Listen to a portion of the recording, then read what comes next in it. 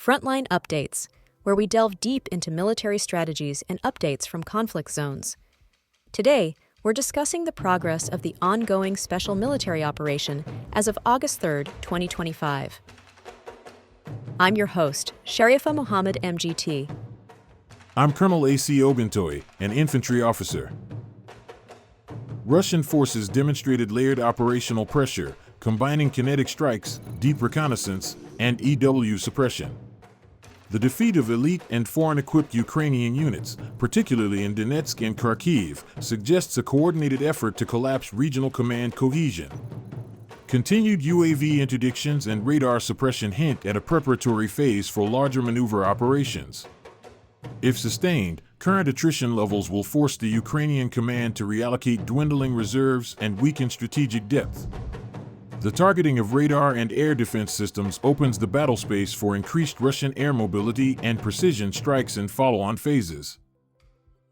Welcome to Frontline Updates, the podcast that brings you in-depth insights into military operations from those leading them on the ground.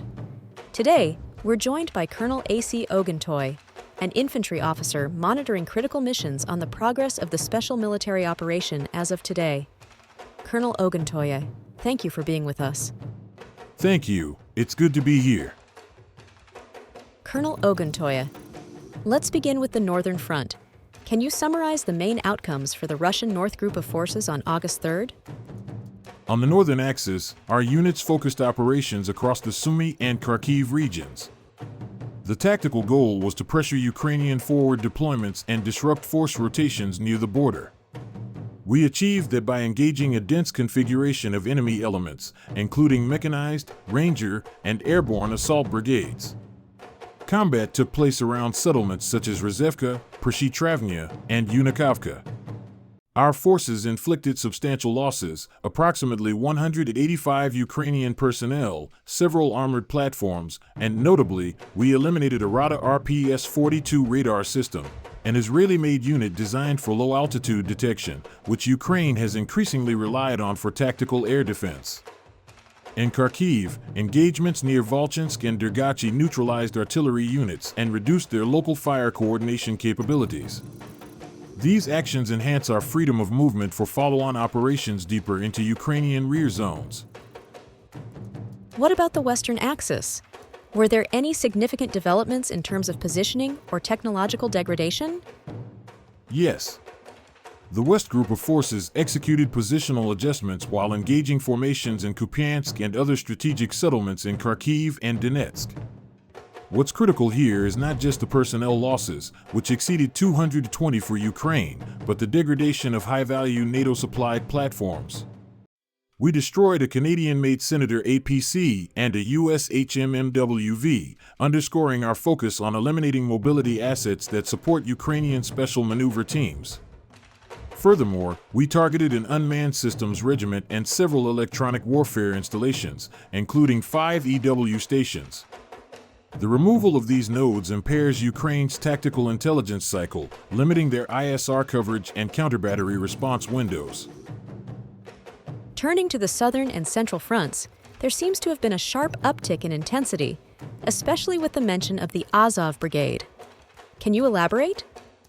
Indeed, the southern group engaged heavily in urban and semi-urban battle spaces, especially around Seversk and Kleban-Byk. The inclusion of the Azov Special Forces Brigade indicated Ukraine's attempt to hold strategically sensitive terrain with elite forces. Nevertheless, our maneuver brigades applied consistent pressure, resulting in the neutralization of up to 185 personnel, armored vehicles, including foreign-made types, and artillery positions. In the center, our forces pushed along the forward edge through towns like Dmitrov and Krasnoarmeysk. We faced a diverse set of enemy formations, mechanized infantry, marines, and airborne brigades. The destruction of an M113 APC and a launcher from the S-300 SAM system was a notable highlight. This directly diminishes their medium-altitude air denial capability and forces Ukraine to reposition remaining SAM assets away from vulnerable staging areas. Let's touch on the eastern and DNEPR directions. Are these areas seeing momentum building toward deeper operational thrusts? Correct. In the east, our group achieved continued depth of penetration operations. We struck enemy strongpoints in Zaporizhia and Dnipropetrovsk regions, especially in Olgovskoye and Yanvarskoye.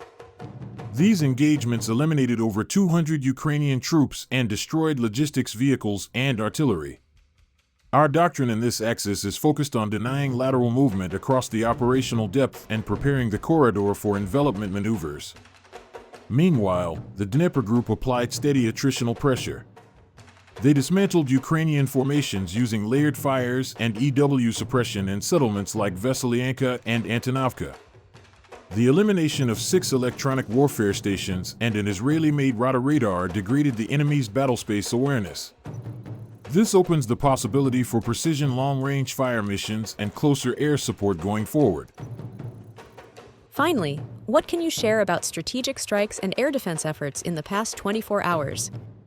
Our operational tactical aviation and missile forces targeted 139 distinct locations, prioritizing military airfield infrastructure, launch preparation zones for long-range drones, and temporary housing for foreign mercenaries. These are not merely symbolic strikes, they are timed, intelligence-led precision operations meant to erode command resilience and logistical chains. Air defense was also active, intercepting 274 fixed-wing UAVs and 2 HIMARS rockets.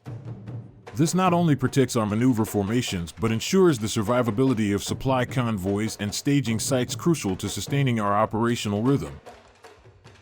What challenges has the operation encountered, and how are your forces addressing them? One of the primary challenges has been the insurgents' adaptive tactics, including the use of IEDs and guerrilla-style ambushes. To counter this, we've deployed specialized counter-IED units and reinforced our supply chain logistics to ensure continuous operational effectiveness. Additionally, harsh hot weather conditions have presented logistical hurdles, but our teams are well prepared to adapt and sustain operations. Security and intelligence gathering are crucial for mission success. How has intelligence played a role in shaping the operation strategy? Intelligence has been instrumental in identifying insurgent supply routes, hideouts, and recruitment networks. We've strengthened our cooperation with regional and international intelligence agencies, which has enabled us to execute precision strikes with minimal collateral damage. Local community engagement has also provided valuable grassroots intelligence. Colonel, thank you for providing such a detailed briefing on the current military situation. Your insights are invaluable to our understanding of the conflict's dynamics.